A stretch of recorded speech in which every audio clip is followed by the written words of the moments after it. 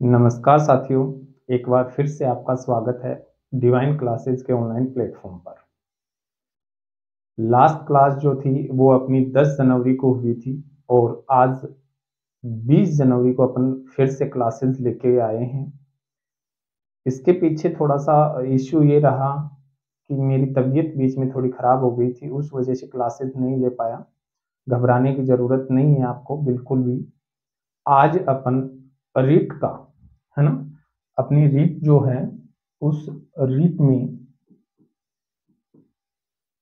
उस रीट का जो अपना सिलेबस है एल फर्स्ट और एल सेकंड, L1 और L2 दोनों की साइकोलॉजी जो है ना, दोनों की जो साइकोलॉजी है उसकी पहली यूनिट अपनी कंप्लीट हो चुकी है, पूरी हो चुकी है। कंप्लीट नोट्स अपन ने बना लिए और उनके ऑब्जेक्टिव क्वेश्चन जो है वो अपन ने कंप्लीट कर लिए। अब देखो, आपको मैं बता देता हूँ, सेकंड यूनिट अपन शुरू करने वाले हैं। सेकंड यूनिट, ठीक है ना, साइकोलॉजी की जो यूनिट सेकंड है उस यूनिट सेकंड को आप डाल लो। इसमें 3 टॉपिक है अपने पास में। पहला है व्यक्तिगत विभिन्नताएं। कौन सा है? व्यक्तिगत विभिन्नताएं। दूसरा जो टॉपिक है वो है अपने पास में बुद्धि। और नेक्स्ट जो टॉपिक है वो है व्यक्तित्व। समझ रहे हो आप? इसको इंटेलिजेंस, इसको पर्सनैलिटी और इसको इंडिविजुअल डिफरेंसेज। 3 टॉपिक है सेकंड यूनिट के, है ना। कंफर्म समझना, ये जो टॉपिक है ये एक क्वेश्चन लेके जाएगा, एक क्वेश्चन कंफर्म लेके जाएगा। बुद्धि से 2 या 3 प्रश्न कंफर्म आने हैं और वही व्यक्तित्व से 2 या 3 प्रश्न कंफर्म आने हैं। इसका मतलब अगर 3 इससे आएंगे तो 2 इससे आएंगे और 2 दोनों से आएंगे तो 1 इससे आएगा। यानी कि ये जो यूनिट है ये यूनिट अपने 5 क्वेश्चन लेके जाएगी। हो सकता है 6 भी हो जाए। 5 से 6 क्वेश्चन अपने लेके जाएगी। कौन सी यूनिट? Second unit. टॉपिक कितने हैं? 3।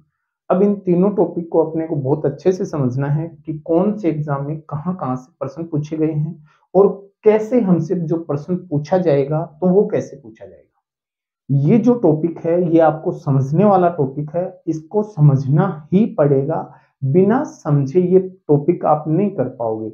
रटने से चीजें सरल नहीं होती हैं, आपको उसमें कठिनाई का सामना करना पड़ता है। आज अपन पहला टॉपिक पढ़ने वाले हैं। कौन सा? व्यक्तिगत विभिन्नताएं, इंडिविजुअल डिफरेंसेज। याद रखना, हेडिंग डाल दो, पहला टॉपिक रहेगा अपना। और ये जो टॉपिक है इसको पहले आप थोड़ा सा समझने का प्रयास करो। ये टॉपिक आपको क्यों सीखना है? सबसे पहली बात तो ये है कि भाई आप शिक्षक बनने वाले हो, तो आप जब शिक्षक बनोगे, समझना इस चीज को, तो जो बच्चा बीएसटीसी किया हुआ है, जो बच्चा बीएसटीसी किया हुआ है वो L1 का शिक्षक बनेगा और जो बच्चा बीएड किया हुआ है वो L2 का शिक्षक बनेगा। इसका मतलब ये जो L1 का शिक्षक है ये कक्षा 1 से 5 तक के बच्चों को पढ़ाएगा और ये जो है ये कक्षा 6 से 8 तक के बच्चों को पढ़ाएगा। समझ रहे हो इस बात को कि बीएड वाला जो है कक्षा 6 से 8 तक के बच्चों को पढ़ाएगा, बीएसटीसी वाला L1 वाला कक्षा 1 से 5 तक के बच्चों को पढ़ाएगा। अब यहां जो आप बच्चे आपके पास आएंगे, बीएसटीसी L1 वाले जो हैं वो बच्चे आपके पास में सीधे अपने शैशव अवस्था से निकलते ही आपके पास आ जाएंगे। क्यों? 6 वर्ष की आयु में बच्चा जो है वो विद्यालय में प्रवेश लेता है। अब वो 6 वर्ष तक वो बच्चा अपने घर परिवार में रहा है, अपने माता पिता के पास रहा है, अपनी मम्मी के दादी के पास रहा है। अब वो बच्चा जैसे ही स्कूल में आता है तो आप समझना इस चीज को, बहुत समझने वाली बातें हैं।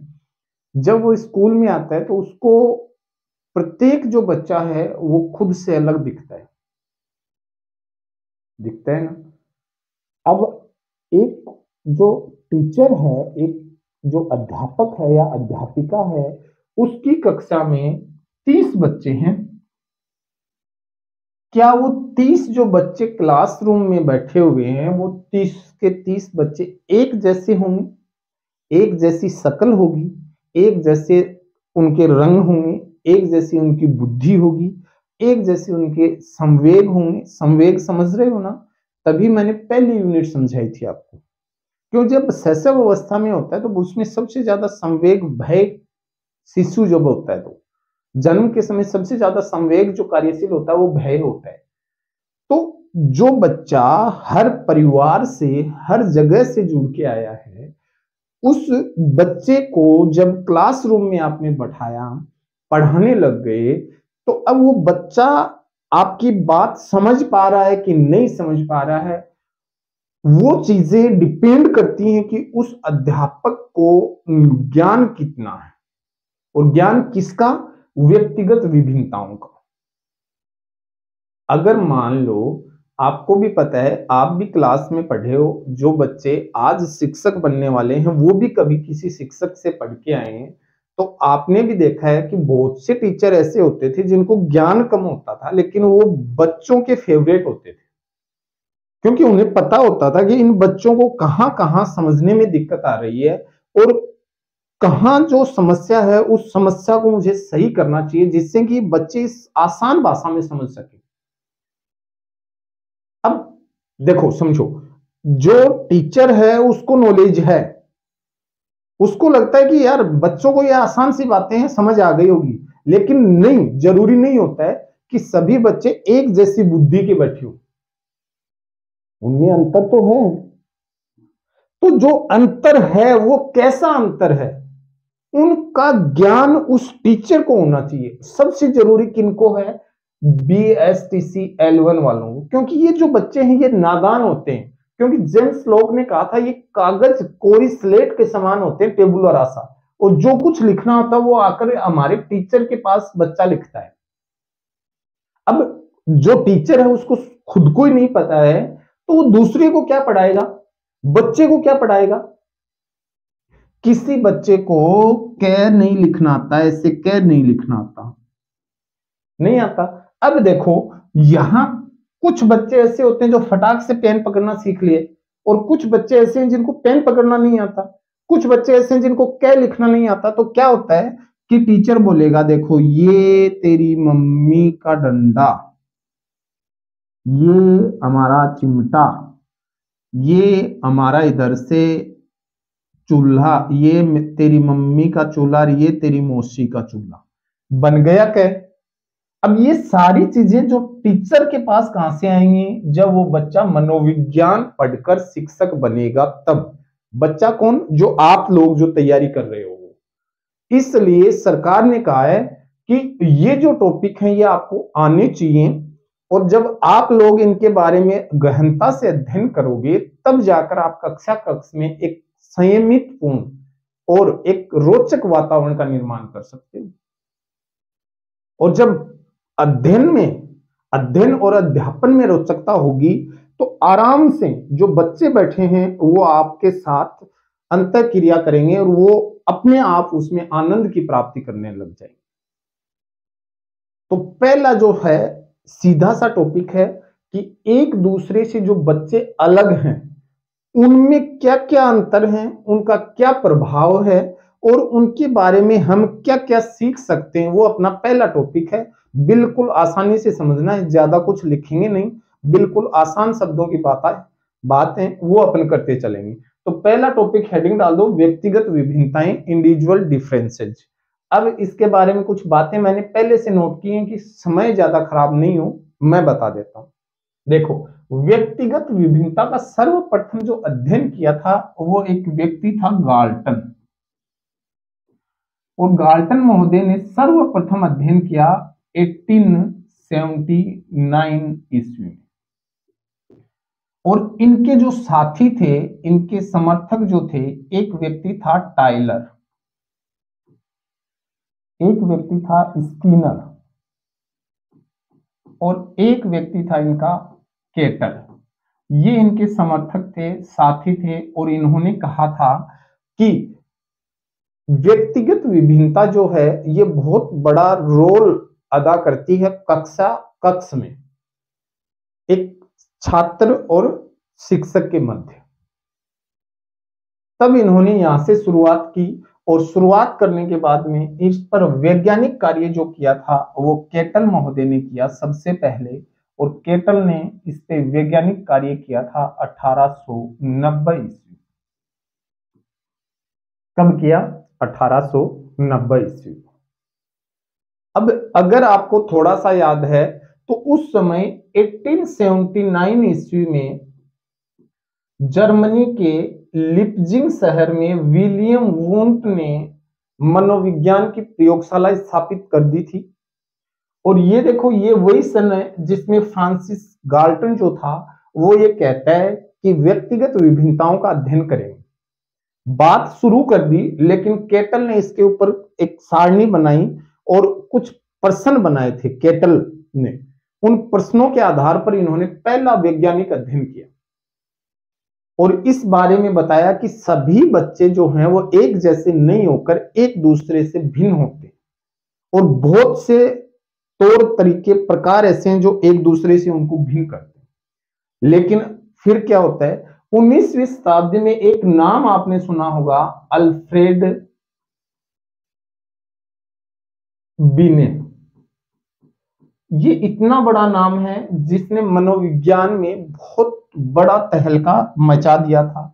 और अल्फ्रेड बिने आता है, इसने किया क्या? इसने किया बुद्धि परीक्षणों का निर्माण, बुद्धि का मापन शुरू कर दिया। और बुद्धि मापन यानी कि मानसिक योग्यता जो होती है, बालक की जो मानसिक योग्यता होती है, उस मानसिक योग्यता का इन्होंने मापन किया। और मानसिक योग्यता का मापन करके इन्होंने कहा कि सभी जो बच्चे हैं उनकी मानसिक योग्यताएं भी भिन्न भिन्न होती है। तो एक मील का पत्थर साबित हुआ अल्फ्रेड बिने, और यहां से व्यक्तिगत विभिन्नता की शुरुआत होती है। और ये कहते हैं कि बच्चों में मानसिक स्तर पे भी अंतर पाया जाता है।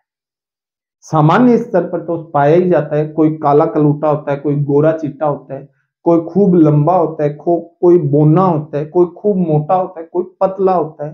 तो किसी की आंखें सुंदर होती हैं, किसी की आंखें सुंदर नहीं होती, किसी के होठ सुंदर होते, मतलब हर जगह व्यक्ति एक दूसरे से भिन्न होता है। लेकिन अल्फ्रेड बिने ने जब मानसिक परीक्षण बना दिए तो इन्होंने ये साबित कर दिया कि मानसिक योग्यताओं में भी बच्चे एक दूसरे से भिन्न होते हैं। और 19वीं शताब्दी में मैंने आपको बताया भी था, सबसे ज्यादा अध्ययन बाल विकास बालकों पर होते हैं। तो क्रो एंड क्रो ने इस शताब्दी को बाल शताब्दी भी कहा था, नोट करवाया था मैंने आपको। तो ये वो समय था जब व्यक्तिगत विभिन्नताओं पर जोर दिया जाता है। और इसमें स्किनर महोदय एक कोटेशन देते हैं और कहते क्या है, कहते हैं कि व्यक्तिगत विभिन्नता में संपूर्ण व्यक्तित्व का कोई भी ऐसा पहलू सम्मिलित हो सकता है जिसका मापन एवं मूल्यांकन किया जा सकता है। इसका मतलब ये जो पूरा व्यक्तित्व है, उस व्यक्तित्व का जो आप शब्द बोलते हैं पर्सनैलिटी, व्यक्तित्व का मतलब पर्सनैलिटी, आपकी पर्सनैलिटी का कोई भी ऐसा एक तत्व शामिल हो सकता है जो आपको एक दूसरे से अलग करता है। हो सकता है वो आपसे लंबा हो बच्चा, कोई पतला है, कोई मोटा है, किसी को कम समझ में आता है, किसी को ज्यादा समझ में आता है, कोई जल्दी गुस्सा करता है, कोई प्यार से बोलता है। तो ये सब जो बातें हैं वो आपको एक दूसरे से अलग करती है। ठीक है, तो ये नोट डाउन कर लो और फिर अपना आगे बढ़ते हैं और देखते हैं। हो गया नोट? चलें, चलो। अब देखो, व्यक्तिगत विभिन्नताओं के कितने प्रकार होते हैं वो अपन देखते हैं। सबसे पहले आसान है, ज्यादा डरने की जरूरत नहीं है, समझना है, बस समझना, ज्यादा लिखना भी नहीं है, जैसे मैंने लिखा है वैसे ही आप नोट करते जाओ, ज्यादा टेंशन वाली बात नहीं है। अब देखो, पहले लिखा है कि शारीरिक स्तर पर आधारित भिन्नता हो सकता है, कोई बच्चा लंबा हो, कोई छोटा हो, कोई मोटा हो, कोई पतला हो, कोई, आप लड़कियां बोलते हैं ना क्यूट सा बच्चा है, कोई क्यूट हो और कोई काला, कोई सफेद। तो ये जो आधार है एक दूसरे से अलग बनने का, वो क्या है, शारीरिक स्तर के आधार पर भिन्नता है। ठीक है। फिर बुद्धि के स्तर पर अगर अपन बात करेंगे तो हम कहेंगे कोई बच्चा प्रतिभाशाली है। कैसा है? प्रतिभाशाली। कोई बच्चा सामान्य बुद्धि का बालक है, सामान्य बुद्धि। और कोई बच्चा ऐसा भी है जो मंद बुद्धि है, जिसको आप इंग्लिश में ये भी बोलते हो ना, इडियट टाइप का है। ये जो हमने प्रतिभाशाली, सामान्य बुद्धि, मंद बुद्धि है, ये बातें अपन बुद्धि के टॉपिक में पढ़ेंगे। आपको अच्छे से समझ आएगा कि हमने आधार कैसे बनाया है। जिसकी आईक्यू जो होती है, आईक्यू वो 140 से अधिक है, वो प्रतिभाशाली है। 90 से 100 है, सामान्य बुद्धि है। फिर एक प्रखर बुद्धि होता है। ये सारी बातें जो है वो मैं आपको समझाऊंगा, लेकिन जो इनका आधार है वो क्या है? बुद्धि है। ठीक है। फिर अपन बात करते हैं संवेगात्मक रूप से। कोई जल्दी क्रोधित हो जाता है, कोई बच्चा जो है वो अत्यधिक प्रेम और उल्लास रखता है, कोई बच्चा जो है दयालु है, और कोई बच्चा जो है वो हरामी है। मास्टर जो है उसके पीछे पीछे से आके मैडम की साड़ी के कुछ बांध देता है, टीचर के पीछे कुछ लटका देता है, टीचर की बाइक खराब कर देता है। कोई ऐसा भी है जो टीचर के लिए घर से कुछ चीजें बनवा के लाता है।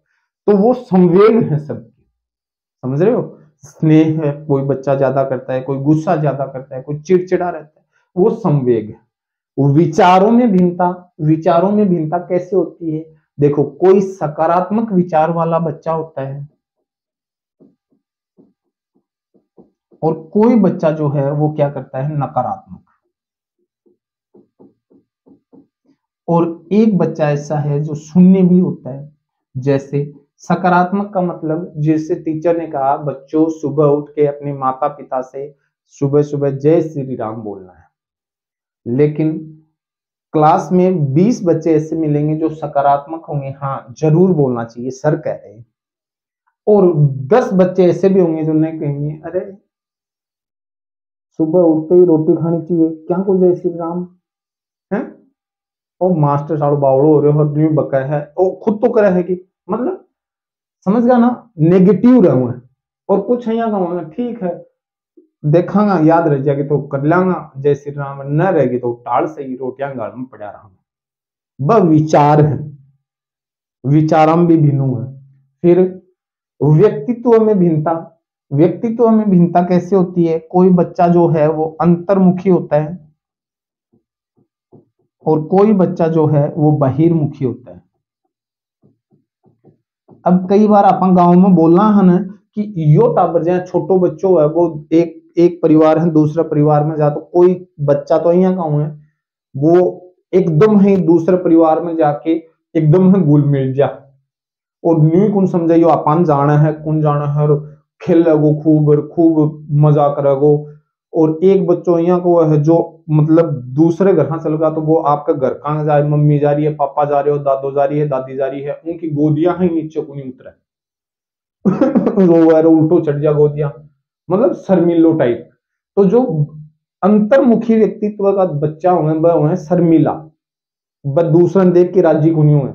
और बहिर्मुखी मौज मस्ती वालों है, एकदम हम मस्त रहो, एकदम हम बिंदास तरीके से रहो, जठे की मिल गो वो खा लियो, न मिलो वो टाल से गाना गाऊं तो हांडा वो मजे है रहो, कोई परवाह को नहीं है, चाहे दांत टूटे हो, चाहे नेकर पटेड़ो हो, चाहे नेकर की चैन खुली रहो, कोई फर्क नहीं पड़ा उन्हें। वो बहिर्मुखी। तो व्यक्तित्व है, अंतर्मुखी भी हो है, बहिर्मुखी भी हो, समझ गया ना? चलो नोट कर लो, आगे बढ़ाएंगे। चलो देखो, विशिष्ट योग्यता भी हुए हैं कि जो मान लो समझो हम बात ने लिखने की जरूरत को नहीं। विशिष्ट योग्यता को मतलब बहुत सा बच्चा यहाँ जो बहुत सुंदर हैंड राइटिंग में कुछ लिख ली, बहुत सा बच्चा यहाँ का जो बहुत सुंदर डांस कर ली, अब जो सुंदर हैंड राइटिंग करेगा वो सुंदर डांस करे जरूरी तो नहीं, या सभी बच्चा की सुंदर हैंड राइटिंग हो जरूरी तो नहीं। लड़कियां हैं उनमें भी बहुत सी लड़कियां हैं कि बहुत सुंदर हैंड राइटिंग हो, लेकिन बहुत सा लड़का भी यहाँ का हो जाएगी सुंदर हैंड राइटिंग हो। बहुत सा लड़का यहाँ का हो जो लड़की है सुंदर डांस कर ली, लेकिन लड़की भी यहाँ की हुए हैं जन कोई मेहंदी बनाना में एक्सपर्ट है, मतलब उनके पास कोई विशेष योग्यता है, वो विशेष योग्यताओं में भिन्न है। कोई डांस करने में, कोई नकल करने में, कोई मेहंदी बनाने में, कोई खाना बनाने में, कोई सुंदर कपड़े सिलने में, हर प्रकार से एक दूसरे से भिन्न होते हैं। ज्ञानात्मक और गत्यात्मक योग्यताओं में भिन्नता, ज्ञान में भी भिन्न होते हैं। कोई बोलने में प्रखर होता है, अभी बताया ना, ये सारी चीजें एक दूसरे से जुड़ी हुई है। ज्ञान का मतलब नॉलेज कितना है बच्चे के पास, और गत्यात्मक मतलब अभी बताया ना, कोई खेल कूद में है, कोई डांस में है। अभी मनोगत्यात्मक कौशल मैंने आपको बताए थे, कोई टाई बांधने में, कोई पगड़ी बांधने में है, उनमें भी विशेष कौशल होते हैं, विशेष योग्यताओं में भी बच्चे भिन्न होते हैं। कोई बच्चा जो है कबड्डी खेलने में बहुत माहिर होता है, और कोई बच्चा जो है वो टेबल टेनिस खेलने में माहिर होता है। मतलब गत्यात्मक कौशल भी एक दूसरे को भिन्न करते हैं, और उसकी रुचि, उसकी अभिरुचि और उसका अभिवर्ति, अभिवर्ति का मतलब होता है दृष्टिकोण, उसमें उसका दृष्टि जो कोण है वो कैसा है, वो चीजें सकारात्मक है कि नकारात्मक। जैसे हमने कहा ये हमारा गिलास है, अब मैंने पूछा इसमें इतना पानी भरा हुआ है, तो आप बच्चों बताओ क्लास में, ये खूब फेमस डायलॉग है कि इस आपको क्या दिखाई दे रहा है, तो इसमें से आधे बच्चे कहेंगे कि सर ये गिलास जो है ये आधा खाली है, और आधे बच्चे कहेंगे नहीं सर गिलास जो है आधा भरा हुआ है। तो जो खालीपन देख रहे हैं वो नकारात्मक बच्चे हैं, वो आपका दृष्टिकोण है, और जो भरापन देख रहे हैं वो सकारात्मक दृष्टिकोण के व्यक्ति हैं। तो प्रत्येक व्यक्ति की रुचि अलग होती है, अभिरुचि अलग होती है, अभिवृत्ति अलग होती है, वो उनको एक दूसरे से अलग करते हैं। जैसे रुचि और अभिरुचि लगभग एक जैसे शब्द हैं, इनको समझना। कोई बच्चा जो है वो गाना गाने में खुद को अच्छा महसूस करता है, तो कोई अकेला बैठने में अच्छा महसूस करता है, कोई कविताएं लिखता है, कोई व्यक्ति है जो शायरी लिखता है। यानी प्रत्येक व्यक्ति की, प्रत्येक बच्चे की जो है वो रुचि अलग होती है, वो रुचि उसको अन्य बालकों से अलग स्थापित करती है। अब उसकी जो रुचि है, कक्षा का जो शिक्षक है अगर उसकी रुचि को भाप लेगा, उसकी रुचि समझ लेगा, तो वो उसको उसी दिशा में आगे बढ़ाएगा। समझना, एक बच्चा जो है वो डांस करना चाहता है, टीचर ने कहा नहीं नहीं तू कविता लिख, क्या वो कर पाएगा? बिल्कुल भी नहीं कर पाएगा। कारण कारण ये है कि उसको समस्या है। समस्या इस बात की है कि यार वो करना चाहता है डांस, आप उसको कविताएं लिखवा रहे हो। तो इसलिए शिक्षक को ये चीजें समझने जरूरी है कि जो बच्चा जिस प्रकार से उसकी रुचि है, जैसा उसका दृष्टिकोण है, उसको उसी प्रकार से शिक्षित किया जाए। सरकार ये चाहती है कि जो शिक्षक हम लगाएं वो निपुण हो, उनके पास ज्ञान हो, बच्चों को पहचानने की कला हो। तो ये जो है ये आपका नोट करो आप, और फिर अपना आगे बढ़ते हैं। और अगला जो इसी का जो पॉइंट है वो क्या कहता है कि व्यक्तिगत विभिन्नताओं को कौन कौन से कारक हैं, कौन कौन से ऐसे एलिमेंट्स हैं, ऐसे तत्व हैं जो प्रभावित करते हैं। सबसे पहला कारक जो है वो है वंशानुक्रम, या जिसको आनुवांशिकता अपन कहते हैं। और इसमें एक व्यक्ति था मन, है ना, कौन था? मन। और वो कहता है कि हमारा सबका जीवन एक ही प्रकार से आरंभ होता है। क्या कहता है? कि हमारा सबका जीवन एक ही प्रकार से आरंभ होता है। फिर इसका क्या कारण है कि जैसे जैसे हम बड़े होते हैं हम में अंतर होता जाता है। इसका एक ही अंतर यह है कि हमारा, इसका एक ही उत्तर उत्तर आएगा बेटा जी यहाँ, है ना, एक ही उत्तर, एक ही उत्तर यह है कि हमारा सबका वंशानुक्रम भिन्न होता है। हम सबका जो वंशानुक्रम है वो भिन्न है, अलग अलग है। ठीक है। अब एक व्यक्ति और हुए थे, उसकी कोटेशन लिख लो आप कि देखो वंशानुक्रम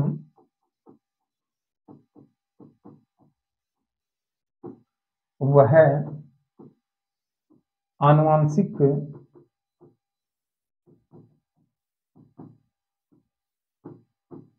घटक है जो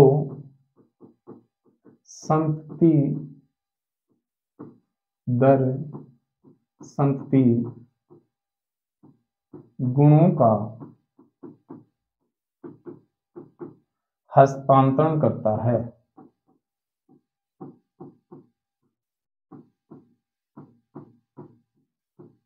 और इसका जो राइट आंसर रहेगा वो रहेगा जे थॉमसन। थॉमसन महोदय ने कहा, क्या कहा था कि वंशानुक्रम वह आनुवांशिक घटक है जो संतति दर संतति गुणों का हस्तांतरण करता है। जो आपके गुण है वो आने वाली पीढ़ी में हस्तांतरित करेगा। किसने कहा था? J Thomson. अब देखो इसको समझो। वंशानुक्रम जो है हमने पढ़ा भी था बाल विकास में, इसके 3 नियम हैं। एक तो होता है समानता का नियम, समझना, समानता का नियम। इसका मतलब जैसे माता पिता हैं वैसे बच्चे होंगे। एक है भिन्नता का नियम, भिन्नता का नियम। भिन्नता का नियम ये कहता है कि जैसे माता पिता हैं बच्चे जो हैं उनसे अलग होंगे। और एक होता है प्रत्यावर्तन का नियम। और प्रत्यावर्तन का नियम ये कहता है कि जैसे माता पिता हैं बच्चे उनसे कुछ गुणों में भिन्न हो सकते हैं। अब देखो ये जो गुण हैं, ये गुण भी सभी बच्चों की क्या वंशानुक्रम एक जैसे हैं? क्या वंशानुक्रम एक जैसा होता है सभी बच्चों का? तो जो वंशानुक्रम में जो उनको गुण प्राप्त होते हैं, उन गुणों का जो समन्वित रूप होता है वो क्या होता है? उसका व्यक्तित्व है। क्या होता है? व्यक्तित्व। और उस व्यक्तित्व के आधार पर बच्चा एक दूसरे से भिन्न नहीं होगा क्या? अरे भिन्न नहीं होगा क्या? वही रूप आ गया। वंशानुक्रम जो है वो उसके शारीरिक गुणों का निर्धारण करता है। और बच्चा काला, मोटा, सफेद, बोना, जैसा भी जो उसका रूप है वो किससे निर्धारित होता है? वंश। फिर अगला जो अपन देखते हैं वो कहते हैं सेकंड जो है वो पार्ट, इसका वातावरण कैसा है, जिस वातावरण में रहता है वो वातावरण उसको निर्धारित करता है। जैसे गर्म प्रदेशों में रहेगा तो उसकी त्वचा काली होगी, और जो ठंडे प्रदेशों में रहेगा तो उसका रंग सफेद होगा। यही तो कारण है कि अफ्रीका महाद्वीप के लोग काले, यूरोप महाद्वीप के लोग सफेद होते हैं, राजस्थान के लोग काले होते। तो ये अपन सफेद मत समझ लेना, अपना गेरुआ रंग है, कहीं आप वहम में रह जाओ। वातावरण, पर्यावरण प्रभावित करता है। जाति, प्रजाति, देश, समाज भी बच्चों को व्यक्तिगत रूप से अलग करता है। जैसे जाति, ब्राह्मण जो है, ब्राह्मण का अलग कार्य होता है, वैश्य जो है उनका अलग कार्य होता है, और क्षत्रिय जो होते हैं उनका अलग कार्य होता है, और शूद्र जो होते हैं उनका, यानी आपकी जाति के हिसाब से भी आप एक दूसरे से भिन्न होते हैं। ब्राह्मण लोग जो है मंत्रोच्चार करते हैं, पढ़ने लिखने का काम है। वैश्य जो है व्यापार करते हैं। तो आपके जो गुण है वो आपकी जाति के ऊपर डिपेंड करते हैं, आपकी प्रजाति कैसी है उसके ऊपर डिपेंड करते हैं, आपका देश कैसा है उसके ऊपर आपके गुण डिपेंड करते हैं। ठीक है ना? फिर आपकी आयु, छोटा बच्चा है वो कम समझदार होता है, बड़ा बच्चा है वो ज्यादा समझदार होता है। तभी तो छोटी कक्षाओं में हम चित्रों के माध्यम से विषय वस्तु बच्चों को समझाते हैं। कविताएं जो होती हैं वो चित्रों के माध्यम से समझाते हैं, जबकि जैसे जैसे बच्चा बड़ा होता है तो उसको केवल लिखकर भी समझाया जा सकता है। तो रोचकता, छोटे बच्चों को रोचक चीजों के माध्यम से पढ़ाना पड़ेगा। बड़े बच्चों को आयु के हिसाब से बच्चे में भिन्नता पाई जाती है। छोटा बच्चा है उसको आप कहने लगे गांधी जी अफ्रीका गए थे, अब उसको पता ही नहीं अफ्रीका क्या है। तो अपन गांधी जी की फोटो दिखाते हैं, ये है महात्मा गांधी हैं, इन्होंने अंग्रेजों से लड़कर हमें बचाया, हमें आजादी दिलाई, तो उसके दिमाग में आएगा कि ये लड़ने वाला आदमी था। ठीक है? ऐसे आयु, जैसी बच्चों की आयु है वैसे उन बच्चों को आप समझाओ। फिर है परिपक्वता, आयु के अनुसार परिपक्वता आती है। जैसे जैसे बच्चा बड़ा होता है परिपक्व होता जाता है, और जब वो पूर्ण रूप से परिपक्व हो जाता है तो उसमें ज्ञान में जो है वो अलग वृद्धि होती है। फिर शिक्षा उसकी कैसी है और आर्थिक दशा है, आप देखना। जो धनाढ्य परिवार के बच्चे होते हैं वो शिक्षित, शिक्षा के क्षेत्र में ज्यादा आगे जाते हैं, जबकि जिस परिवार की आर्थिक दशा कमजोर होती है वो चोरी करना, नशा करना, जुआ खेलना, अपराध प्रवृत्ति की जो जो जो परिवार आर्थिक रूप से कमजोर होते हैं, तभी तो आप देख लो जो घुमक्कड़ जनजाति के लोग हैं, जो ऐसे जो रेलवे स्टेशन के पास जो लोग रहते हैं जिनकी आर्थिक स्थिति कमजोर होती है, वो चोरी करना, जेब काटना, ये सारे छोटे छोटे बच्चे जो हैं ये ऐसे काम करते हैं, तो वो उसकी आर्थिक दशा भी उस बच्चे को प्रभावित करती है। लिंग भेद, लड़का जो है वो अपने आप को ऐसे मर्द समझता है, लड़की जो है उसमें प्यार की भावना होती है, कोमल हृदय वाली होती है लड़कियां, और लड़के जो होते हैं वो मजबूत हृदय वाले होते हैं, है ना। और फिर बुद्धि, आपकी बुद्धि मैंने आपको बताया था कि प्रतिभाशाली है, कि बच्चा प्रतिभाशाली है, उसकी बुद्धि कैसी है, वो उन बच्चों से उसको अलग करती है। तो ये जो टॉपिक है ये आज अपन ने यहाँ तक किया है। कल अपन पढ़ेंगे जो व्यक्तिगत विभिन्नता है, उस व्यक्तिगत विभिन्नता के आधार पर शिक्षण विधियां कैसी कैसी होनी चाहिए। यहां से प्रश्न आएगा शिक्षण विधियों से। तो जो शिक्षण विधियां जो हैं वो हम कैसी कैसी विधियां हैं उनका उपयोग कर सकते हैं कक्षा कक्ष में, तो इनसे यहाँ से अपना एक प्रश्न बहुत प्यारा बनने वाला है। तो कल ये अपना टॉपिक पूरा हो जाएगा। अगर आपको लगा कि क्लास बहुत अच्छे से समझ में आई है तो लाइक शेयर करो, और अगर आपको कोई कमी लगे तो कमेंट करो, कहाँ दिक्कत है, अपन कल इसको दोबारा से सुधार करेंगे। कोई टेंशन नहीं है, अब सर्दी भी कम हो गई है, अब ज्यादा दिन भी नहीं है, 27 फरवरी को एग्जाम है, खींचते हैं अपना फटाफट। ये मान लो इस महीने में अपनी दूसरी यूनिट भी पूरी कर लेंगे अपन, है ना। ज्यादा कुछ है नहीं, टेंशन नहीं करना, ज्यादा कुछ कंटेंट नहीं बचा है अपने पास, तो फटाफट खींच लेंगे हम। पहली यूनिट बड़ी थी, अब फटाफट हो जाएगा, है ना। हो सकता है इस महीने से पहले ही अपनी इसको पूरा कर दें, डोंट वरी, इस महीने में तो अपना एमसीक्यू भी पूरा कर देंगे। ठीक है, लगे रहो, नोट्स बनाओ, और कल इसको रिवाइज करो। पिछली वाली यूनिट है उससे प्रश्न पूछूंगा, रिवाइज करना। ठीक है, मिलते हैं कल की क्लास में, तब तक अपनी पढ़ाई को जारी रखिए और स्वस्थ रहिए, बड़ों का सम्मान कीजिए। जय हिंद साथियों।